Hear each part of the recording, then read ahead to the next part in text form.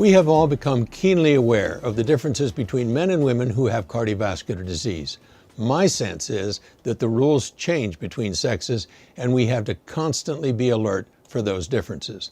Now, however, in JACC cardiovascular interventions, there is a report that indicates that in some cases the sexes are sometimes on the same level field. The goal of the study was to investigate sex-based differences in long-term clinical and angiographic outcomes after coronary revascularization with drug-eluting stents. Individual patient data from 3 randomized DES trials, that is the SURTAX, LEADERS, and Resolute All-Comers trials, were pooled. 1/3 were women, and angiographic follow-up was available for about 1,500 patients, a lot. The primary endpoint was the composite of cardiac death and MI at 2 years.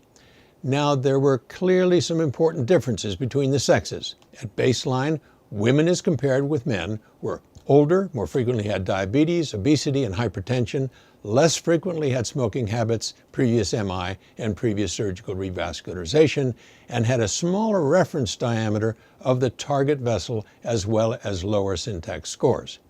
But after adjustment for baseline differences, women and men had an almost identical risk of cardiac death or MI at 2 years.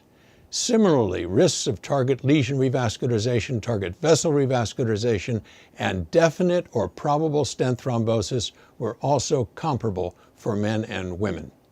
The authors put a positive spin on their conclusions. They state that the unrestricted use of drug-eluting stents is associated with similar long-term safety and efficacy among women and men with coronary disease.